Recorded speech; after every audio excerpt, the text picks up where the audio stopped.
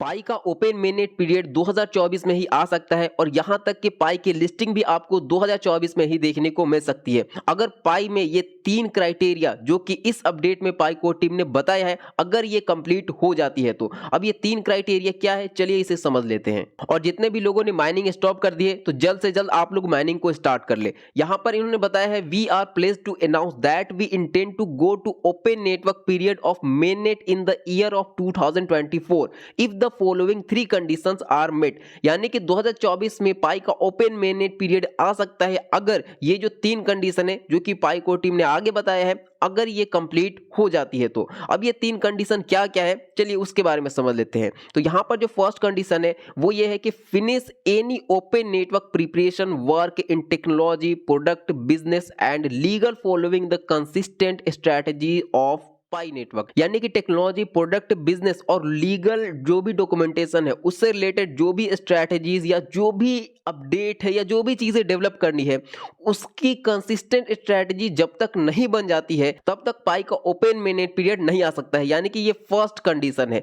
इसको हम आपको और सिंपल वे में समझाते हैं। जैसे कि पाई नेटवर्क में जो केवाईसी का प्रोसीजर है तो इसके लिए पाई ने एक कंसिस्टेंट स्ट्रैटेजी बना दी है। यानी कि एक टेक्नोलॉजी उसके पीछे लगा हुआ है कि किस तरीके से लोग केवाईसी कंप्लीट करेंगे, कैसे ये अप्रूव्ड होगा, कैसे ये रिजेक्ट होगा। तो ये एक कंसिस्टेंट स्ट्रैटेजी है। तो इसी तरीके से जो भी चीजें पाई नेटवर्क में आने वाले टाइम में डेवलप करनी है, टेक्नोलॉजी प्रोडक्ट बिजनेस लीगल जो भी डॉक्यूमेंटेशन है, तो उसके लिए जो भी कंसिस्टेंट स्ट्रैटेजीज की जरूरत पड़ेगी, वो चीजें जब तक डेवलप नहीं हो जाती है तो ये फर्स्ट कंडीशन फुलफिल यानी कि कंप्लीट नहीं हो पाएगा और पाई का ओपन मेननेट पीरियड नहीं आ पाएगा। ये है फर्स्ट कंडीशन जो कि अभी इन प्रोग्रेस में है। पाई को टीम इसके ऊपर काम कर रही है।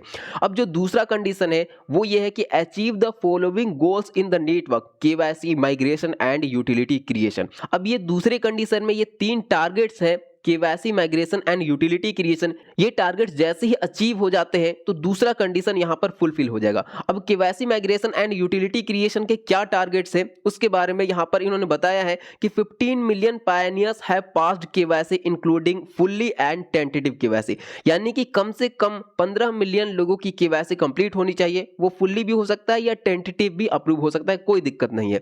10 million pioneers have migrated to mainnet. 10 million pioneers mainnet के ऊपर माइग्रेट हो जाने चाहिए। और यूटिलिटी टारगेट ये है कि 100 रियल पाई एप्स, पाई इकोसिस्टम में 100 रियल पाई एप्स होने चाहिए। अब उसमें भी कुछ कंडीशन है। ये जो एप्लीकेशन है ये मेननेट के ऊपर होना चाहिए और मेननेट के सारे फंक्शन उस एप्लीकेशन में जो भी सर्विसेज है वो सारी सर्विसेज मेननेट के लिए काम करनी चाहिए। यानी कि सीधी सी चीज ये है कि पाई इकोसिस्टम में 100 रियल एप्स ऐसे चाहिए जो कि फुल्ली तरीके से मेननेट के ऊपर काम करे। उसका जो यूज केस है वो भी पूरी तरीके से सही हो, सारा कुछ सारा फंक्शन उस एप्लीकेशन का काम करना चाहिए। ऐसे 100 एप्स एग्जिस्ट करने चाहिए तभी ये जो सेकंड कंडीशन है उसका थर्ड टारगेट अचीव हो पाएगा।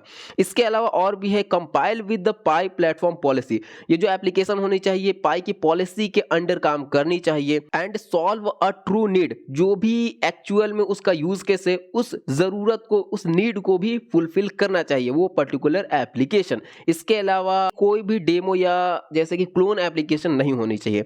तो ये सेकंड कंडीशन में 3 टारगेट्स है जिससे पाई नेटवर्क को अचीव करना है। अब ये टारगेट्स कहां तक कंप्लीट हुई है, इसका कोई डाटा है? जी हां, डाटा है। यहां पर इन्होंने बताया है as reference the current data about the above variable are 8 million KYC. तो अभी के टाइम में 8 मिलियन के लगभग में लोगों ने केवाईसी को कंप्लीट कर ली है, इंक्लूडिंग फुल्ली एंड टेंटेटिव दोनों मिला करके।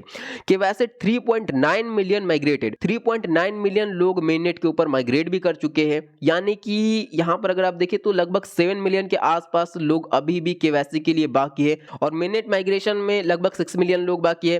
एंड 40 रियल पाई एप्स यहां पर बनाई जा चुके हैं, यानी कि 60 एप्लीकेशन अभी डेवलप्ड होना बाकी है। तो ये अभी माइलस्टोन है, यहां तक पाई की टीम अभी पहुंची है। ये सेकंड कंडीशन के टारगेट्स हैं, यहां पर आपको समझ में आ गया।